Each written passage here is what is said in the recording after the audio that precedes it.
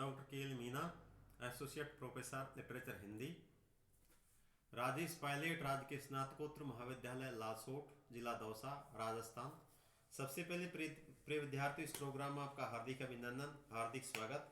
और जो आज टॉपिक है बीए पार्ट सेकेंड, प्रथम प्रश्न पत्र हिंदी साहित्य, रीतिकालीन कवि देव का व्याख्या भाग, देव का व्याख्या भाग, बीए पार्ट सेकेंड, प्रथम प्रश्न पत्र, रीतिकालीन कवि देव का व्याख्या भाग। उससे पहले प्रिय विद्यार्थियों, यदि देव के मैं संक्षिप्त में उनका क्या प्रगति चित्रण के बारे में बताऊं तो बहुत ही क्या अच्छा प्रगति चित्रण क्या उनका देव का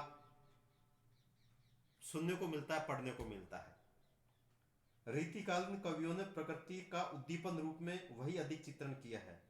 देव का प्रगति वर्णन यद्यपि परंपरागत है, देव का जो प्रगति चित्रण है वो परंपरागत है, रीति रिवाज से पूर्ण है।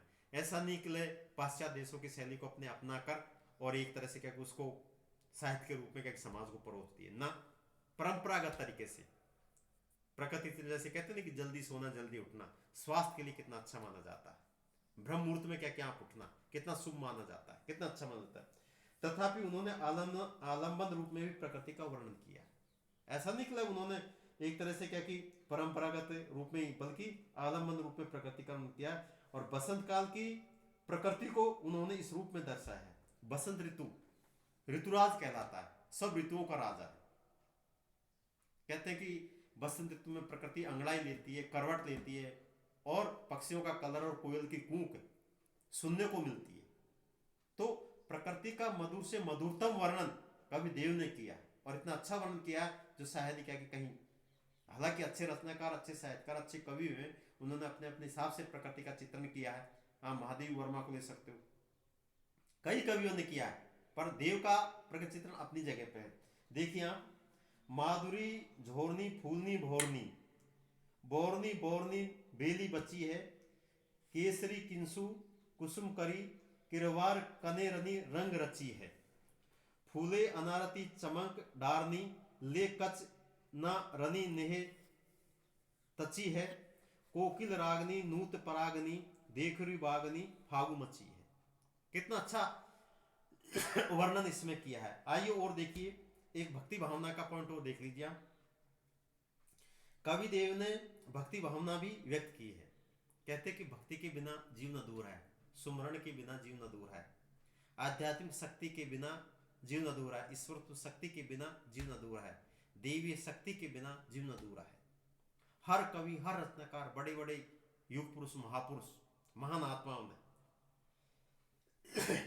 ईश्वर का सुमरण किया है। ऐसा नहीं कि ईश्वर को नकार दिया, ना, ईश्वर का सुमरण किया है। उसी हिसाब से कवि देव ने क्या एक तरह से यह वर्णन किया है। परंतु उनके भक्ति संबंधी पदों में सूर और तुलसी की भक्ति भावना नहीं है।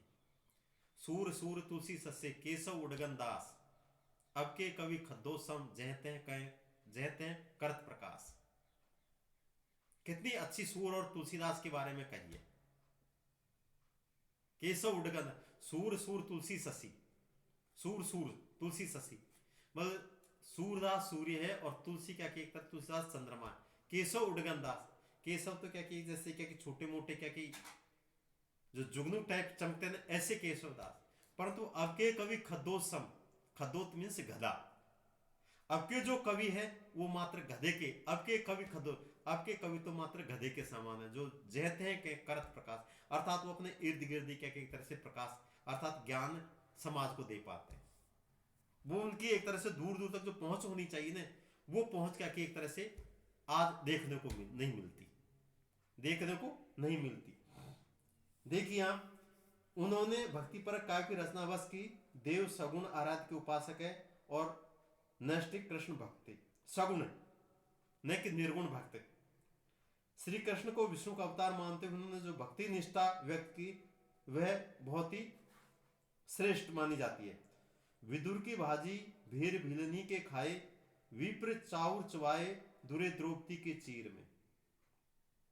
जब भगवान कृष्ण शांति दूत बनकर हस्तिनापुर गए दुर्योधन के वहां, तो दुर्योधन के क्या कि एक तरह से अच्छा भोजन ग्रहण नहीं किया, स्वादिष्ट भोजन ग्रहण नहीं किया और विदुर के वहां क्या कि साग भाजी का भोजन किया और बेर भिलनी के खाए।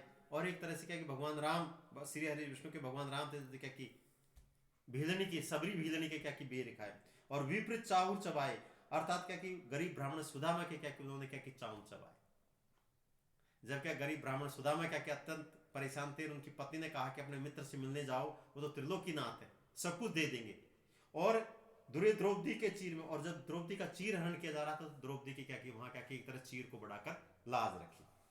तो आइए प्रिय विद्यार्थियों, व्याख्या भाग। माखन सो मन दूध सो जीवन, हवे दधी सो अधिक को उर ईठी, जा छवि आगे छपाकर छाची समेत सुधा, वसुधा सब सीठी। नैनन में नेहे चुए कवि देव, बुझावत बैन वियोग अंगीठी। ऐसे रसीली अहिरी अहे, कहो क्यों न लगे मन मोहन मीठी। कठिन शब्दार्थ। उर्विठी का प्राय मन को बहने वाला, सुधाकर मीन्स चंद्रमा, और छाची यानी छाछ या मट्ठा।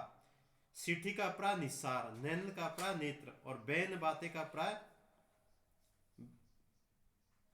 नैनन का प्राय नेत्र या बैन बाते। रसीली का प्राय रसपूर्ण, अहिरी का प्राय अहिर की पुत्री, और अहे का प्राय है, और मन मोहने का प्राय भगवान श्री कृष्ण त्रिलोकीनाथ। प्रसंग प्रस्तुत पद्यावतरण रीतिकाल में कवि देव द्वारा रचित है। महाकवि देव ने अहिर स्त्रियों की विशेषताओं का इसमें वर्णन किया है। अहिर स्त्रियों की विशेषता का वर्णन करते हुए कवि देव कहते हैं कि इन स्त्रियों का मन तो मक्खन की तरह कोमल है। अहिर पुत्रियों का, कि इन स्त्रियों का मन तो क्या कि मक्खन की तरह कोमल है, मतलब मक्खन होता है ना, मुलायम कोमल है। और इनका यौवन दूध की तरह मधुर और पवित्र है। और जो इनका यौवन है, जो इनका जवानी है, वो एक तरह से क्या कि दूध की तरह मधुर और पवित्र है। उसी प्रकार इनका हृदय दही से भी अधिक है कि मन को बहने वाला होता है। और इनका जो मन है, जो सॉरी हृदय है, वो दही से भी सॉफ्ट, बिल्कुल बहने वाला, उससे भी क्या कि मन को बहने वाला था। उन स्त्रियों का सौंदर्य इतना आकर्षक होता है कि उसके सामने चंद्रमा छाछ की तरह ही क्या कि छाछ की तरह हीन और अमृत धारा, अमृत तथा इस धरती के समस्त पदार्थ क्या कि निस्सार देखते हैं। इनके नैनों में सदा प्रेम भाव चमकता रहता है और इनकी बातें इतनी मधुर होती है कि वियोगनी की अंतराग्नि भी शीतल पड़ जाती है। ऐसी प्रेम में यही स्त्रियां यदि श्री कृष्ण को प्रिय लगती है तो इसमें आश्चर्य की कोई बात नहीं है। भाव यह कि इन स्त्रियों में इतने गुण होते हैं कि तभी तो भगवान श्री कृष्ण का मन इनके प्रति क्या कि आकृष्ट हुआ था। विशेष में देव के संबंध में विख्यात है कि वे भ्रमणशील थे, इसलिए उन्हें स्तन स्तन पर स्त्रियों के स्वभाव को जानने पहचानने का पर्याप्त अवसर मिला था। उन्होंने अपने काम में विभिन्न प्रांतों की स्त्रियों की विशेषताओं का भी क्या कि वर्णन किया है। आलोचना, व्यतिरेक और रूपक अलंकार इत्यादि का भी क्या कि प्रयोग हुआ है। तो इसमें कितना अच्छा वर्णन क्या कि एक तरह से कवि ने किया है कि कवि देव के संबंध में कितनी महत्वपूर्ण बात है कि वो भ्रमणशील थे। जैसे स्वामी विवेकानंद घूमते घूमते घूमते आखिरकार कहां अमेरिका पहुंच गए और सितंबर 11, 1897 को अमेरिका के शिकागो शहर में क्या कि भाषण दिया। उसी प्रकार कवि देव क्या कि भ्रमणशील थे, स्थान स्थान पर स्त्रियों के स्वभाव को जानने पहचानने का उनको पर्याप्त अवसर मिला। हर प्रांत की स्त्रियां, हर प्रांत की माँ बहनों का वर्णन क्या कि एक तरह से अपने गांव में देखने सुनने को मिलता है। तो कितनी अच्छी बात क्या कि हर किसी कवि की ये विशेषता देखने को नहीं मिलेगी, हर किसी कवि के देखने नहीं मिलेगी। तो वही बात कि अहिर स्त्रियों की विशेषताओं के बारे में कहते हैं कि उनका क्या कि एक तरह से मन बिल्कुल मक्खन की तरह, मन में छल कपट बेईमानी नहीं होना चाहिए, मुंह में राम बगल में छुरी, ऊपरी तो क्या है और आंतरिक क्या ना, मन जैसे अंदर है वैसे बाहर होना चाहिए, अंतर छल कपट नहीं होना चाहिए। उसी प्रकार और उनका यौवन दूध की तरह, यौवन जैसे क्या कि युवावस्था होती है, बिल्कुल दूध सफेद होता है, निर्मल होता है, पवित्र होता है, गुणकारी होता है, ऐसे क्या कि युवावस्था होती है। उसी प्रकार हृदय मन को भाने वाला होता है, इनका हृदय भी क्या कि बिल्कुल कोमल, बिल्कुल अच्छा, सबको आकर्षित करने वाला होता है। उन स्त्रियों का सौंदर्य इतना आकर्षक होता है कि उनके सामने चंद्रमा का सौंदर्य कितना है जो पूरे जगत को, पूरी दुनिया को क्या कि अपनी ओर आकर्षित करता है, अपनी ओर रिझाता है। तो उनका क्या कि एक तरह से उनका क्या कि चंद्रमा भी क्या कि छाछ की तरह क्या कि बिल्कुल हीन, बिल्कुल एक तरह से क्या कि निर्मम या उनके रूप सौंदर्य के आगे चंद्रमा भी छाछ के समान लगते हैं।